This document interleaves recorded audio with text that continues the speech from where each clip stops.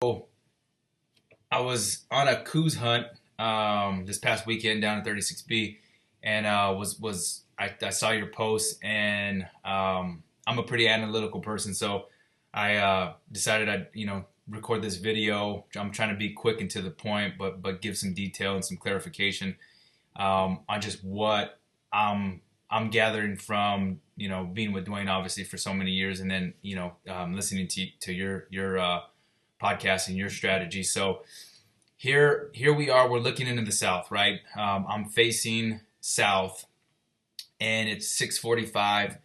We're right at about gray light. The sun's it's starting to, it's not lighting things up. But we're able to see these open hillsides, right? So here is what Dwayne's doing. Dwayne is, his philosophy and the way he's coaching people is to overly simplify. So we're looking at the southeast facing slopes. He's calling that the food. That's where the food is. That's where the sun, the majority of the sunlight's going to hit. That's where those deer are going to feed out in those open hillsides.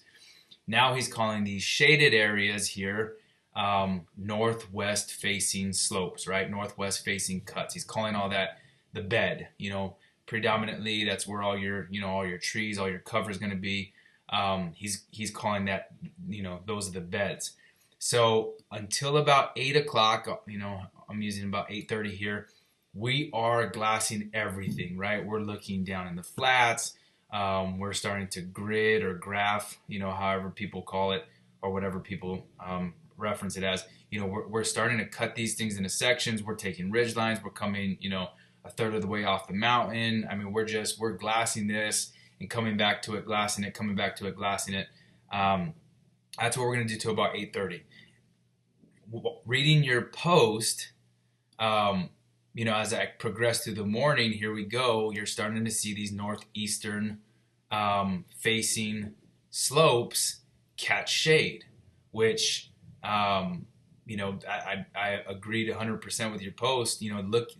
Those deer trying to get out of they're trying to get out of the heat, especially if it's a hotter day. They're getting into those shady areas. We glass that, Jay. We glass that often. Those northeastern, northeast facing slopes that got the shade on them. Dwayne, going back to overly simplifying, he's saying get the angle past 8 o'clock. Get the angle here. Look into the northwest facing slope. Get the angle driving this road here. Look into the northeast facing slope. Get into their beds. He's basically coaching or his philosophy is get the angle, do what you got to do to get into a zone where the deer are going to be, and that's in these predominantly in these northwest facing slopes. Now, going back to if we progress throughout the day, you start to see these obviously, which, speaking to the choir, preaching to the choir, that these northeastern cuts have the shade on them. And so I know what like I said, going back to overly simplifying, Dwayne's having people get the angle to look into these northwest cuts. We move a lot. We use roads. We especially with clients that can't walk a whole lot. We will be glassing these kind of northeast slopes throughout the day.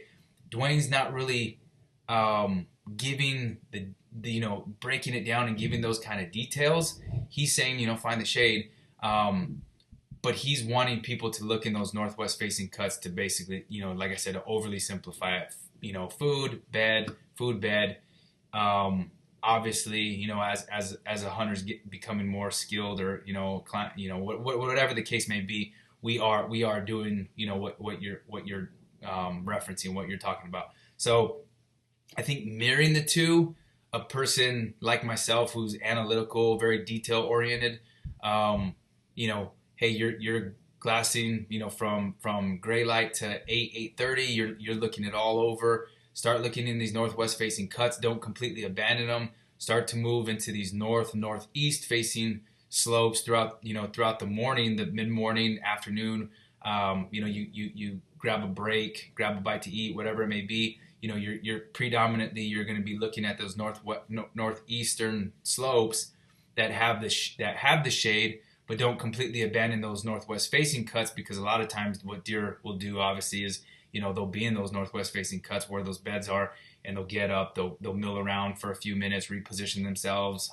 We've seen, you've seen it all the time where, a buck will get up, stand, stretch his legs, mill for about 5 minutes, and move 5 feet just to get back into the shade. And then, as the evening progresses, we're then flipping it. We're going back to the food, those open hillsides, to see those deer coming out of those bottoms, getting on top of those ridge lines, and then obviously glassing, everything until till we can't see anymore. So hopefully that bridges the gap a little bit, Jay. Brings a little more clarity to what Dwayne's doing, and kind of marries the two philosophies that you guys both have. So hope it helps. Talk to you soon, man. See ya.